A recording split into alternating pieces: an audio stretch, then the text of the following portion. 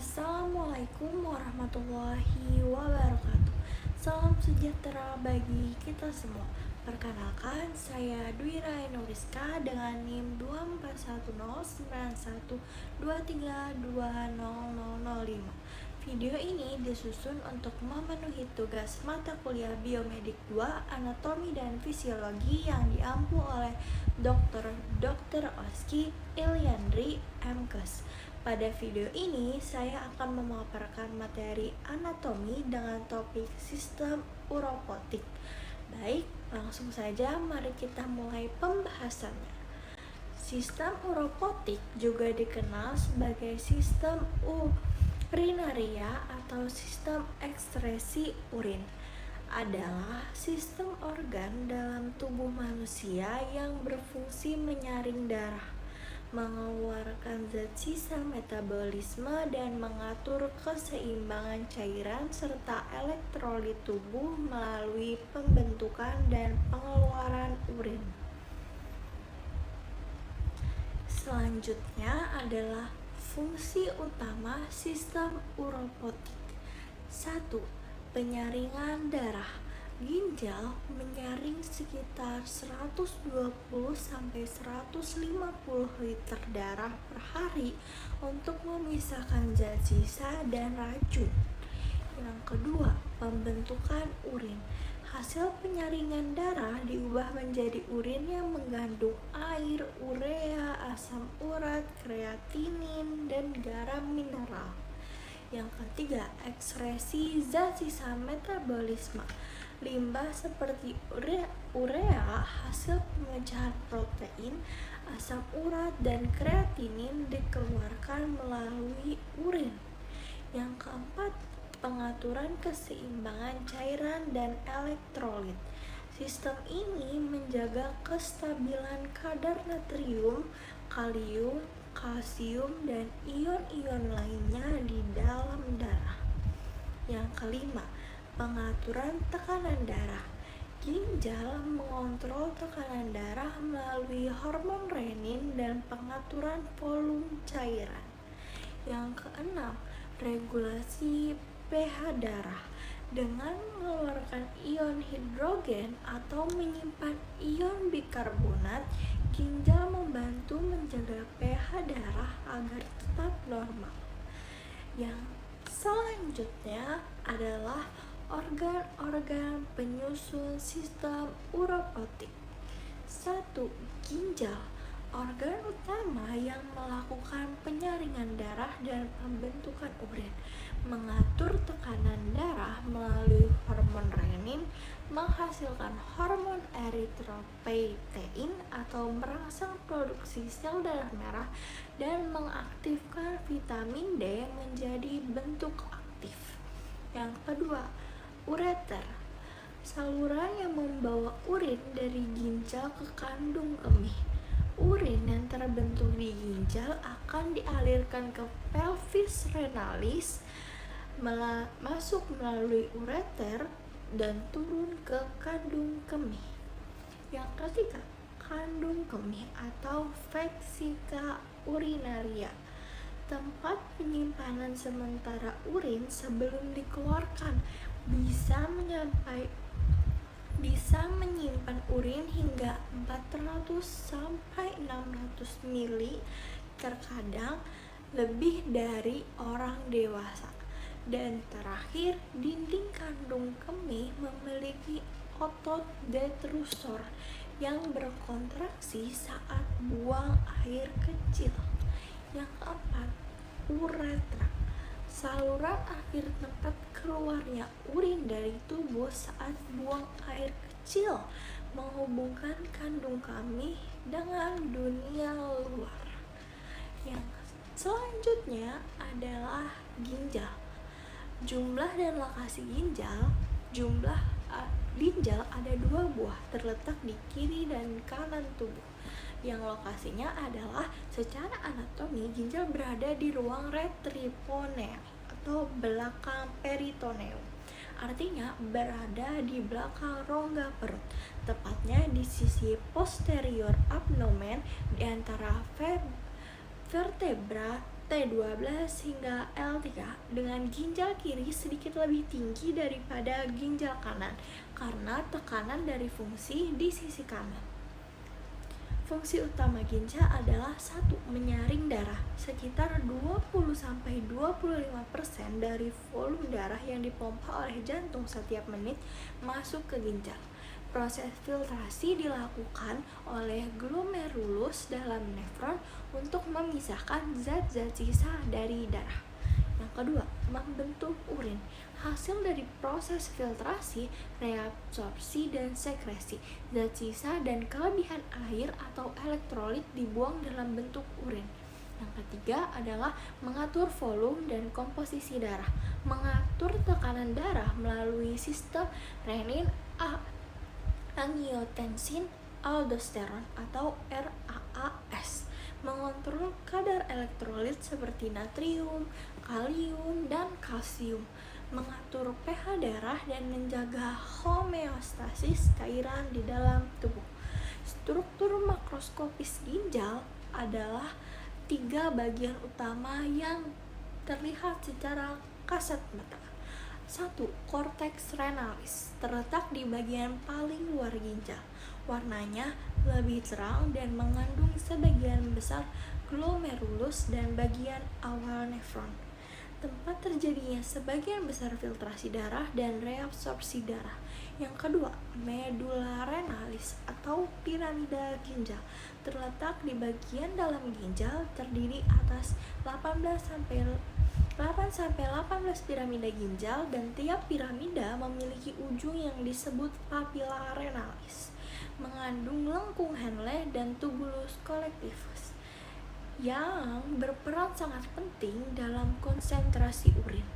Ketiga, pelvis renalis, rongga berbentuk corong di tengah ginjal, mengumpulkan urin dari seluruh nefron melalui calyces minor dan mayor.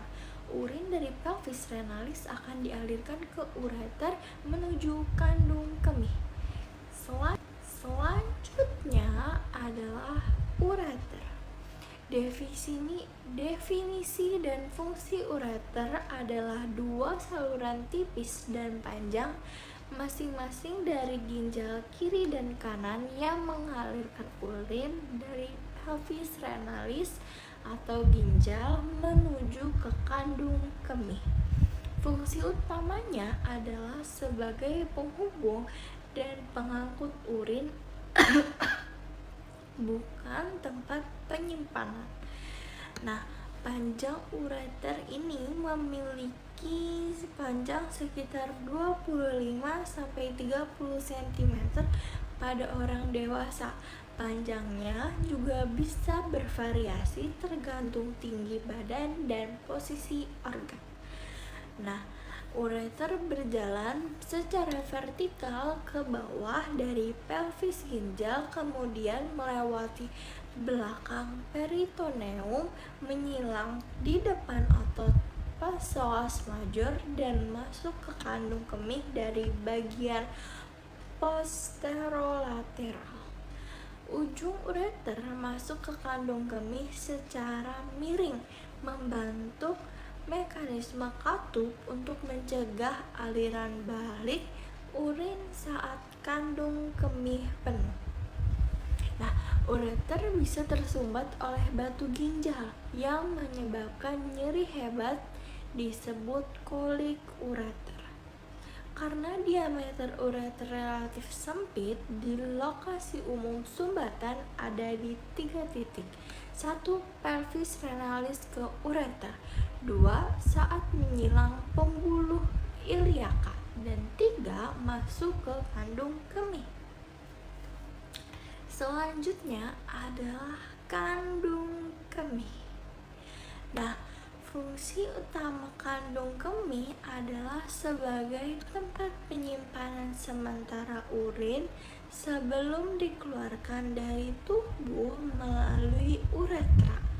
Nah, memungkinkan urin dikumpulkan hingga mencapai volume tertentu sehingga kita tidak perlu buang air kecil terus-menerus. Kapasitas normalnya adalah 300 sampai 500 ml pada orang dewasa.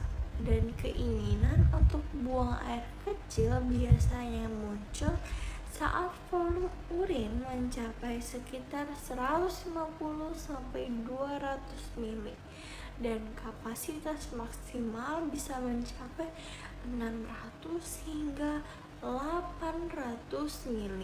Tetapi menahan urin terlalu lama dapat berdampak negatif pada fungsi kandung kemih dan ginjal.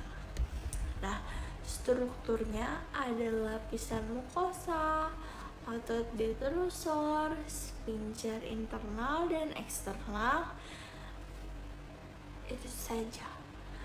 Dan kemampuan mengembang dan mengempis.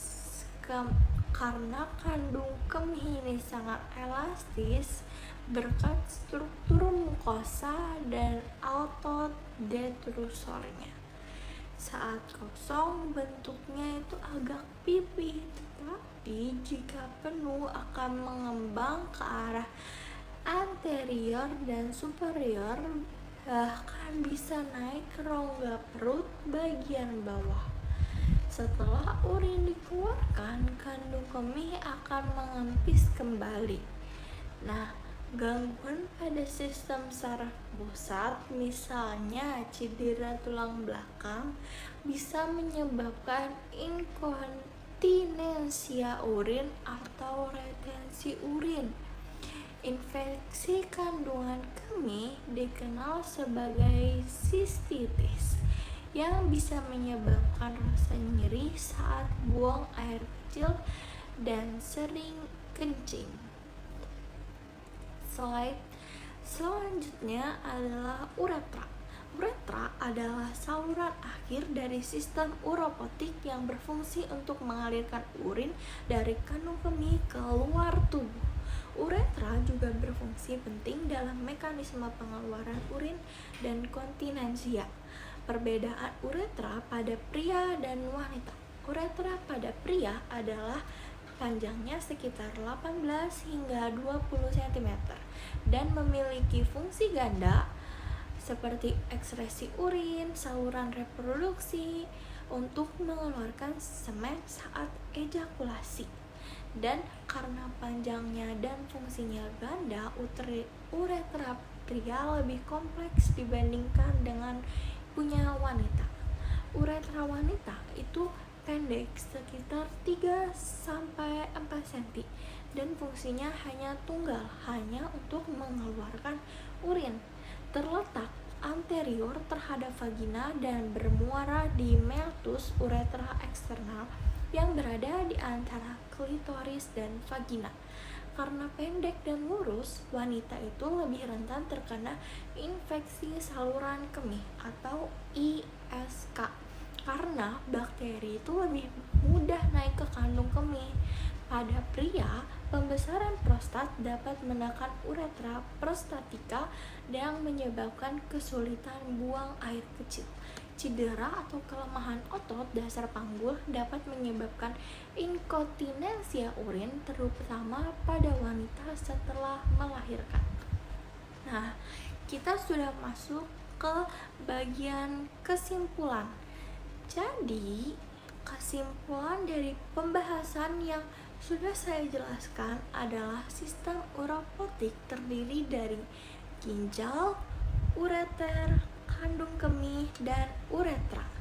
Ginjal menyaring darah dan membentuk urin yang kemudian dialirkan melalui saluran kemih untuk dikeluarkan dari tubuh. Proses ini penting untuk menjaga keseimbangan cairan dan homeostasis tubuh. Nah, demikian pemaparan materi mengenai sistem uropotik yang dapat saya sampaikan. Semoga video ini dapat memberikan gambaran yang jelas dan bermanfaat dalam memahami anatomi sistem secara menyeluruh. Terima kasih atas perhatiannya. Wassalamualaikum warahmatullahi wabarakatuh.